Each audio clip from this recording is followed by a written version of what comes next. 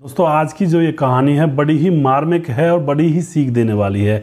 इसको पूरा ज़रूर सुनिएगा जिससे कि जीवन के अंदर कोई अगर ऐसा वाक्य आपके साथ हो तो आप भी अपनी पूरी ईमानदारी से और पूरी अकल से और पूरा प्यार से इस समस्या से निपट सकें।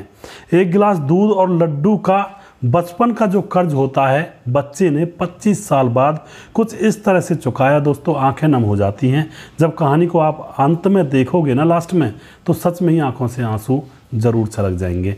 पूरी घटना को सुने क्या हुआ था एक बच्चे के साथ। नमस्कार, मैं हूं सुदेश कुमार। एक सुरेश नाम का मजदूर रहा करता है जो कि मेहनत मजदूरी किया करता। उसकी पत्नी उसके साथ है। बच्चे उनको हुए नहीं थे। तकरीबन शादी के 7-8 साल बाद उसकी पत्नी के पेट में था, यानी कि पत्नी गर्भवती थी।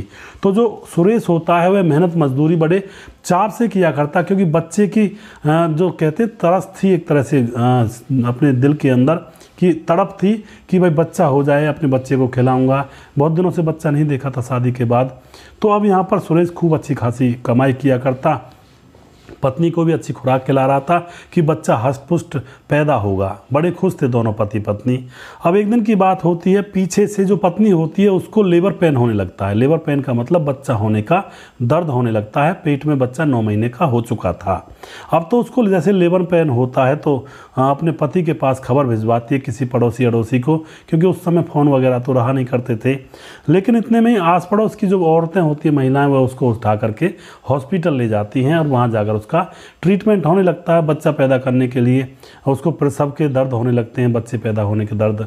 तो डॉक्टर अपना ट्रीटमेंट करने लगता है। उधर जब सुरेश को पता चलता है कि उसकी पत्नी को बच्चा होने वाला है तो बड़ा चाव से हाथ पांव साफ करके किसी के मकान को बना रहा था, ईंटें पकड़ा रहा था वहाँ पर।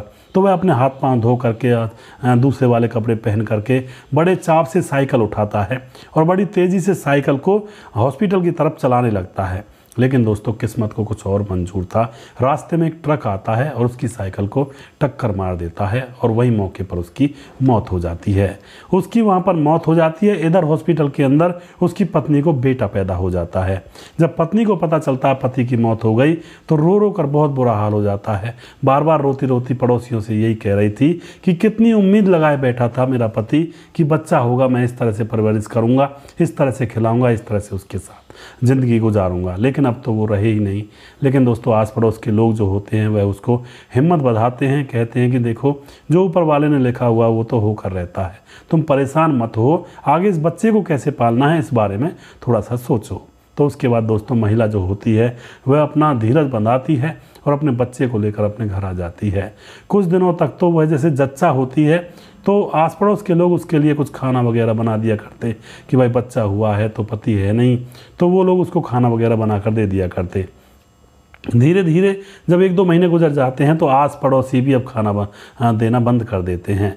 अब तो यहाँ पर दोस्तों वह महिला खुद खड़ी होती है और खुद मजदूरी पर जाने लगती है, अपने बच्चे को अपने पल्लू में बांध करके वहाँ पर ईंटें पकड़ाती है। अपने पति वाला काम जो था वही उसको आता था, तो ईंटें पकड़ाती, गारा पकड़ाती, घर बनवाती, इस तरह से मजदूरी करती और शाम को जो पैसे मिलते उन पैसों से अपने परिवार का भरण पोषण कर रही थी, अपना और अपने बच्चे का पेट पाल रही थी। उसके लिए दूध लाना, उसके लिए और भी ज़रूरत की चीज़ें लाना, कभी बीमार हो जाता तो डॉक्टर को दिखाना। इसी तरह से वह धीरे धीरे अपने बच्चे को पालती पालती अब 12 साल गुजर जाते हैं। 12 साल गुजर जाते हैं तो उसका बेटा अब 12 साल का हो जाता है और बेटे का वह अच्छे स्कूल में एडमिशन करवा देती है जो कि प्राइवेट स्कूल था। वह चाहती थी कि उसका बेटा इस तरह से पढ़े जैसे उसका पिता उसको पढ़ाना चाहता था, क्योंकि पिता बात किया करता था कि मैं अपने बेटे को बड़े से बड़े स्कूल में पढ़ाऊँगा, अच्छी शिक्षा दूंगा और बड़ा मेरा बेटा अफसर बनेगा, कुछ ना कुछ बनेगा जीवन में।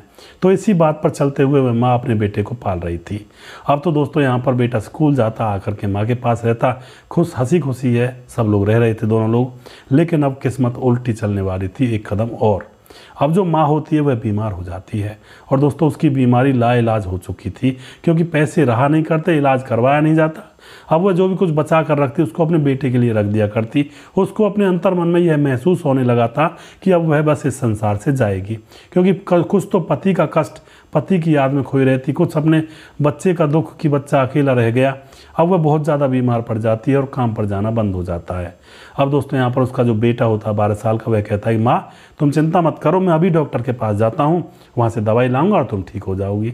लेकिन वह अपने बेटे के सर पर हाथ फेरती है और कहती है बेटा मेरी बीमारी लाइलाज हो चुकी है और अब मुझे लगता है कि मैं बच नहीं पाऊंगी।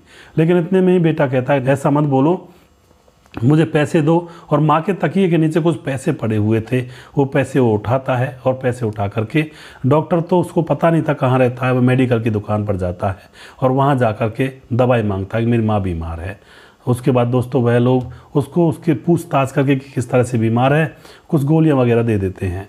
दवाई लेकर के वापस आता है तो वापस आते आते अपनी माँ को देता है, लेकिन माँ को आराम कहाँ पड़ने वाला था क्योंकि उसकी बीमारी बहुत ज़्यादा ऊपर तक हो चुकी थी। अब तो यहाँ पर दोस्तों माँ जिसकी आखिरी सांसें चलने लगती हैं, बेटे को अपने पास बिठाती है और उससे कहती है बेटा मैं अब इस दुनिया में रहूँगी नहीं, तो मैं इस घर में अकेला रहना पड़ेगा और मेरी एक बात को हमेशा याद रखना, किसी से मांग कर मत खाना, किसी से भीख मत मांगना, खुद मेहनत मजदूरी करना और खुद मेहनत मजदूरी करके अपना पेट भरना और हो सके तो अपने जीवन को अच्छा बनाना और कुछ पढ़ लिख करके आगे बन जाना। अब ये बात कहती कहती माँ रो रही थी। 12 साल का बेटा अपनी माँ के यहाँ आंसू पहुँच रहा था कि माँ बाबा भी नहीं है, तुम भी चली जाओगी, मैं कैसे रहूँगा। इस तरह की बातें वहाँ पर वह बच्चा कर रहा होता माँ के सामने। लेकिन इतने में फिर से बच्चे को पता नहीं क्या आता है, माँ मैं दूसरी दवाई लेकर आता हूँ, तुम ठीक हो जाओगे। बच्चा तो था ही, बच्चे को तो बहुत ऐसा लग रहा था कि माँ एकदम से ठीक हो जाए। एकदम से वह वहीं से पैसे जहाँ पर रखे हुए थे एकदम से लेकर भागने लगता है, लेकिन माँ कहती है बेटा रुक, मैं अब नहीं बचने वाली हूँ और तुम मेरी बातों का ध्यान रखना। लेकिन वह बात सुने बगैर ही वहाँ से भाग जाता है। फिर दवाई लेकर दोबारा से वापस आता है कि और दवाई दे दो, तो जो मेडिकल वाले हैं उसको शायद पेन किलर वगैरह दे देते थे 10-20 रुपये की। फिर वापस आता है, लेकिन दोस्तों अब जब वह वापस आ रहा था तो देखता है कि उसके घर के चारों तरफ भीड़ खड़ी हुई थी। अब वह देखता है कि क्या हुआ, ये भीड़ क्यों है। जैसे ही वह घर के अंदर जाता है तो उसकी माँ, जो कि अब उसके प्राण पखेरु उड़ चुके थे, माँ को देख करके बहुत बुरी तरह से रोने लगता है। जा कर के माँ के गले लग जाता है और कहता है कि माँ मैं तुम्हें नहीं जाने दूंगा, तुम मुझे छोड़कर नहीं जा सकती, मैं अकेला किसके सहारे जीऊँगा। लेकिन दोस्तों अब जो होना था वो तो हो ही गया था। उसके बाद जो आस पड़ोसी होते हैं बेटे को समझाते हैं बेटा हम हैं तुम्हारे साथ, तुम घबराओ मत। और उसके बाद उसकी माँ का अंतिम संस्कार किया जाता है। अंतिम संस्कार हो जाता है तो अब जो बेटा होता है घर के अंदर अकेला रह जाता है। लेकिन अभी आस पड़ोस के लोग उसके ऊपर दया कर रहे थे, उसको खाने के लिए कुछ दे कर जा रहे थे घर पर ही। और धीरे धीरे अब कुछ समय और गुजरता है। अब तो यहाँ पर दोस्तों बेटा अब स्कूल जाने लगता है और वहाँ जाकर पढ़ाई करने लगता है। लेकिन स्कूल के प्रिंसिपल को भी पता लग चुका था इसकी माँ मर चुकी है, तो वह उससे कहता है बेटा अब तुम कैसे पढ़ोगे। प्रिंसिपल भी एक नंबर का अच्छा इंसान था। वह कहता है बेटा तुम्हारी फीस मैं भर दूंगा। लेकिन लड़का कहता है नहीं सर, आप मेरी फीस क्यों भरोगे, मेरी माँ ने मना किया है, मैं किसी के सामने हाथ नहीं फैलाऊंगा, मैं खुद कमाऊंगा, मेहनत मजदूरी करूंगा और मैं अपनी फीस खुद भर दूंगा और अपना पेट भी खुद भरूंगा। दोस्तों अब इस तरह से वह खुददार बन जाता है। और उसके बाद अब वह जैसे ही स्कूल से आया करता तो वह सीधा किसी दुकान पर, चाय की दुकान पर, मिठाई की दुकान पर चला जाया करता और वहाँ पर बर्तन मांज दिया करता, चाय पकड़ा दिया करता। इस तरह का काम करके वो लोग उसे कुछ 10-20 रुपये दे दिए करते, चाय पिला दिया करते, कभी खाना खिला दिया करते, कभी कुछ ऐसे। इसी तरह से उसका गुजर बसर फिलहाल हो रहा था। जो पैसे मिलते उनको इकट्ठा करता और जैसे महीना हो जाता तो अपनी फीस भर देता और खाना जो खिला देता तो उससे पेट भर जाता। इस तरह से ज़िंदगी कट रही थी। कभी कोई खिला देता, कभी उसको किसी शाम या सुबह भूखा रहना पड़ जाता। दोस्तों मदद किसी की नहीं लेता है। इसी तरह से धीरे धीरे अब कुछ समय और गुजर जाता है।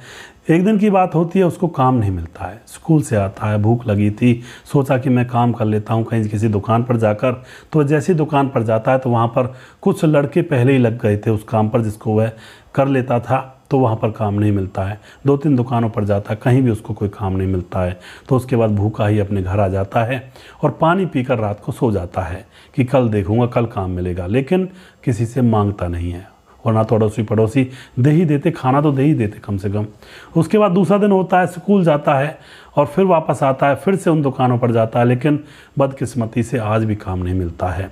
फिर से वह वापस घर आ जाता है, फिर से भूखा ही पानी पीकर सो जाता है। रात भर सोचता रहता है कि माँ ने कहा था किसी के सामने हाथ मत फैलाना, अगर कोई करना है तो काम करके मजदूरी ले लेना, लेकिन हाथ मत फैलाना। अब तीसरा दिन होता है, भूख से बेचारा तरबतर था, एक तरह से उसको दिखाई भी नहीं दे रहा था, चलने में भी चक्कर आ रहे थे। आज उसने फैसला लिया कि आज मैं स्कूल नहीं जाऊंगा, आज मैं पहले काम पर जाऊंगा, पेट भर जाएगा तो देखा जाएगा। सुबह सुबह ही वह काम पर निकल जाता है, लेकिन दोस्तों आज भी उसको कहीं भी काम नहीं मिलता है। वहाँ पर पहले ही लोग लग चुके थे जहाँ पर वह गया था, क्योंकि भूख के कारण उस पर चला भी नहीं जा रहा था, अच्छी तरह से दिखाई भी नहीं दे रहा था। अब वापस लौटते वक्त छोटा सा बाजार था, उससे जब वह वापस लौटता है तो रास्ते में एक पेड़ था, नीम का, छाँव थी अच्छी, तो उस छाँव में बैठ जाता है और सोचता रहता है कि माँ ने कहा था किसी के सामने हाथ मत फैलाना। दोस्तों अब उसके बाद वह सोचता है कि ठीक है मैं हाथ तो नहीं फैला सकता, लेकिन अगर मैं किसी का काम करूं उसके बदले में वो मुझे खाना तो दे सकता है, कोई भी हो। तो इस बात को सोच करके वह थोड़ा हिम्मत करके उठता है और फिर वह गांव की तरफ जाने लगता है। गांव में दूसरी तरफ जाकर के, जहाँ पर उसका घर था उधर तो गया नहीं, दूसरी तरफ जाकर के वह एक दरवाजे को खटखटाता है। दरवाज़ा अंदर से एक महिला खोलती है।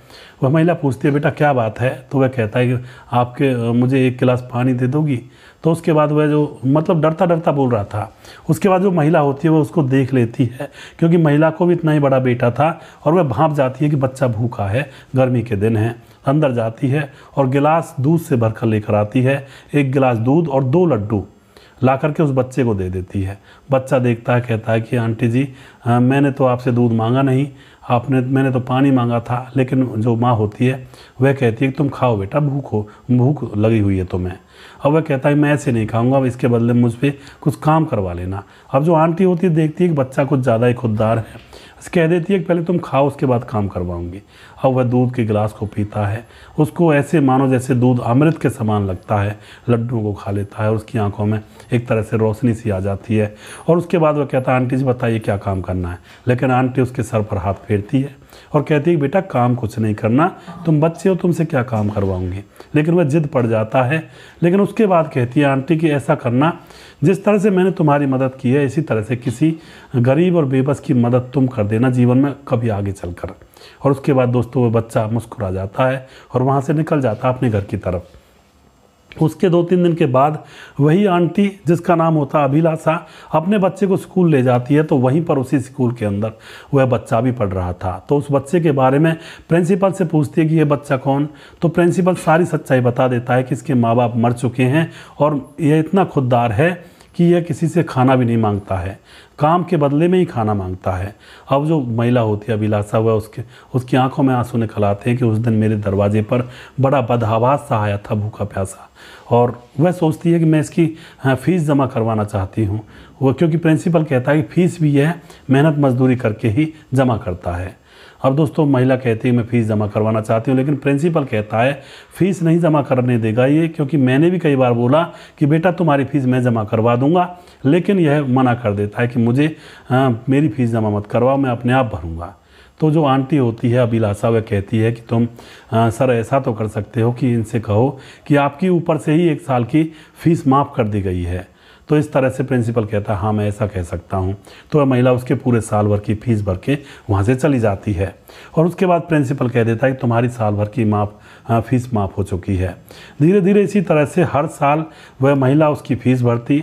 हर बार जब वह आती अपने बच्चे को लेकर के, तो उसको देख कर बड़ी खुश हुआ करती कि बच्चा कितना लगनशील है, कितनी मेहनत से पढ़ रहा है। वरना तो दोस्तों आजकल के ज़माने में माँ बाप कितने भी सपोर्ट करें बच्चों को, पैसों की कह दें नदियाँ बहा दें, कितनी भी सुविधाएं दे दें, लेकिन बच्चे पढ़ नहीं पाते हैं। बच्चे पढ़ते नहीं क्योंकि उन्होंने देखा नहीं है कष्ट क्या होता है। अब इसी तरह से वह बच्चा पढ़ाई करता रहता है। और कुछ दिन जब गुजर जाते हैं तो अब जैसे ही महिला फ़ीस भरने के लिए गई थी, तो वहाँ पर पता चलता है कि वह बच्चा पढ़ने के लिए शहर जा चुका है, क्योंकि यहाँ से उसकी 12वीं क्लास पास हो गई है। अब तो ठीक है, महिला अपने घर चली जाती है। अब दोस्तों कुछ दिन और गुजर जाते हैं और अब हो जाते हैं 25 साल।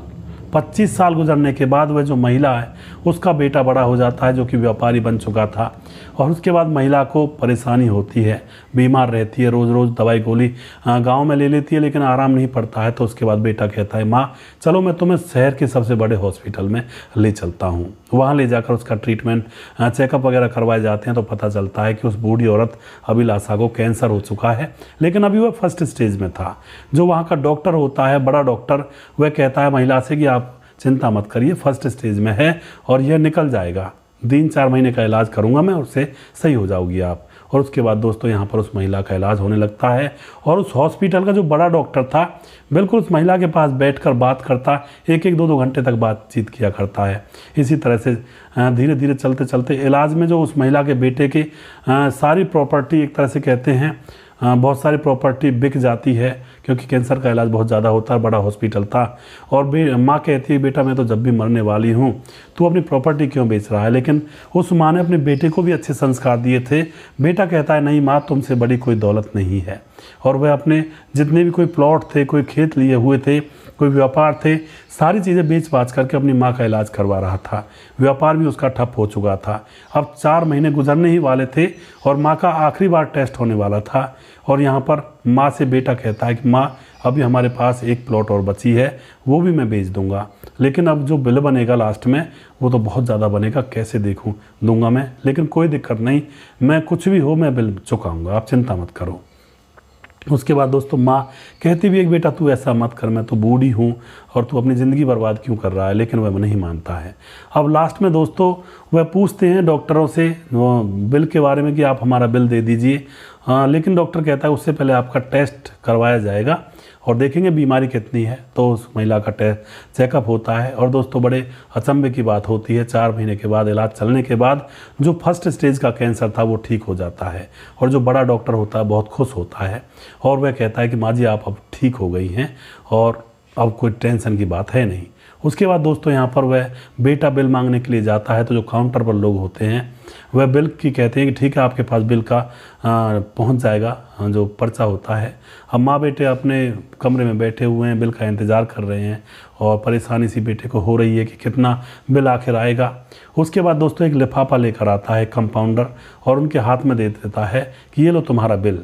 अब उस लिफाफे में बिल कौन देता है, अब ये देख करके जो बेटा होता है उस महिला का थोड़ा सा चौंक जाता है और उस लिफाफे को खोल कर देखता है। तो उस लिफाफे के अंदर दोस्तों लिखा हुआ था कि माँ जी आपने हॉस्पिटल का बिल तो 25 साल पहले ही चुका दिया था, 1 गिलास दूध पिलाकर और 2 लड्डू खिलाकर। अब तो दोस्तों यह बात उस लड़के को तो पता नहीं होता और कहता है कि माँ आपने ये क्या किया था, क्या है ये, मेरी समझ में कुछ आ नहीं रहा। लेकिन महिला समझ जाती है और उसके बाद वही डॉक्टर जो बड़ा डॉक्टर था 1-1 घंटे उस महिला के पास बैठा करता था, वह वहाँ पर आता है और मुस्कुराता है। माँ जी पहचाना आपने, मैं वही लड़का हूँ रोशन जिसको आपने अपने दरवाजे पर पानी के बदले में 1 गिलास दूध और लड्डू खिलाए थे। अब वह महिला कहती है कि तुमने मुझे पहचाना कैसे बेटा। तो जो रोशन होता उसने कहा कि जब आपके डॉक्यूमेंट मेरे पास आए थे तो आप मेरे गांव से थी, तो मैंने आपकी पूरी जानकारी निकाल ली और आप के बारे में पूरी जानकारी निकालने के बाद मुझे पता चल गया कि आप अभिलाषा जी हैं। और उसके बाद वह बताता है कि मुझे ये भी पता लग गया, मैंने ये भी पता निकाल लिया कि मेरी हर साल की फीस भी आप ही भरा करती थी। अब तो यहाँ पर दोस्तों वह उस माँ के गले लग जाता है और कहता है कि माँ तेरा बेटा मैं भी हूँ, मुझे भूल मत जाना। अब दोस्तों यहाँ पर माँ और बेटे दोनों रोने लगते हैं, यानी कि अभिलाषा उस रोशन के गले लगकर रोने लगती है। इधर जो रोशन होता है वह उनका सारा बिल माफ़ कर देता है, कहता है कि जो आपका पिछला खर्चा हुआ वो भी मैं वापस दे दूंगा, मेरे पास पैसों की कोई कमी नहीं है, यह पूरा बड़ा हॉस्पिटल मेरा ही है। तो उसके बाद दोस्तों यहाँ पर इन दोनों माँ बेटों को वह बड़े इज्जत से मान सम्मान से इनके घर पर अपनी गाड़ी से भिजवाता है और अब बार बार मतलब हफ्ते में या महीने में 1-2 बार मिलने के लिए भी अपनी माँ से जाया करता है। तो इस तरह से दोस्तों एक बच्चा जिसके माँ बाप मर चुके थे और कोई उम्मीद नहीं थी पढ़ाई लिखाई की, उसने पढ़ाई लिखाई करके अपने पाँव पर वह खड़ा हुआ। वरना तो ऐसी कंडीशन में दोस्तों बच्चे गुटखा, पान, बीड़ी, शराब, सिगरेट, हुक्का वुक्का ये चीज़ें पीने लगते हैं और अपनी ज़िंदगी बर्बाद कर बैठते हैं और फिर बहाना लगाते हैं कि हमारा कोई था ही नहीं, हम पढ़ते कैसे। लेकिन दोस्तों ये लड़का, इसकी तो कोई कंडीशन थी ही नहीं पढ़ने लिखने की, खाने के लिए 2 वक्त की रोटी भी नहीं थी, फिर भी इसने पढ़ाई अपनी पूरी की। तो इस तरह के वाक्य भी समाज, देश और दुनिया के अंदर दोस्तों होते हैं। इस बच्चे ने लास्ट में जो बात कही ना कि माँ जी आपने अपना बिल तो आज से 25 साल पहले चुका दिया था, 1 गिलास दूध और 2 लड्डू। ये बड़ी ही एक कहते हैं बड़ी ही मार्मिक बात थी। यह बात सुनते ही महिला समझ जाती है यह वही बच्चा है। तो दोस्तों इस तरह की घटनाएं समाज के अंदर होती हैं, इन चीज़ों से हमें सीख लेनी चाहिए। उन बच्चों से कहना चाहता हूं जिनके माँ बाप भी हैं, माँ बाप के पास प्रॉपर्टी भी है, बच्चों को पढ़ाने के लिए काफ़ी पैसा भी है और कोशिश भी करते हैं बच्चे पढ़ जाएं, लेकिन बच्चे पढ़ नहीं पाते हैं सुविधा के होते हुए भी, और अपनी ज़िंदगी को तबाह करके बैठ जाते हैं और फिर घूमते हैं इधर उधर फैक्ट्रियों में 10-10, 20-20 हज़ार रुपये की नौकरियां करते हुए घूमते हैं, लोह उठाते हैं और मजदूरी करते हैं। इससे तो अच्छा है बचपन में पढ़ लिया जाए और अच्छी पोस्ट पर जाया जाए। दोस्तों वीडियो के लास्ट में मैं कोई नाम फिलहाल नहीं लूँगा क्योंकि यहाँ पर थोड़ी सी परिस्थिति ऐसी है, फ़ोन बंद होने वाला है। तो अगले वीडियो में मैं नाम लूँगा सभी भाइयों के। अगला वीडियो बहुत जल्दी फिर से लेकर आऊँगा, तब तक आप खुश रहें, देखते रहें मेरे वीडियोज़ को और हमारे चैनल को। और जिस भी चैनल पर और पेज पर देख रहे हैं आप उन चीज़ों को सब्सक्राइब और फॉलो ज़रूर कर लीजिए करें। अगला वीडियो बहुत जल्दी फिर से लेकर आऊँगा, तब तक आप खुश रहें, सावधान रहें। जय हिंद, जय भारत।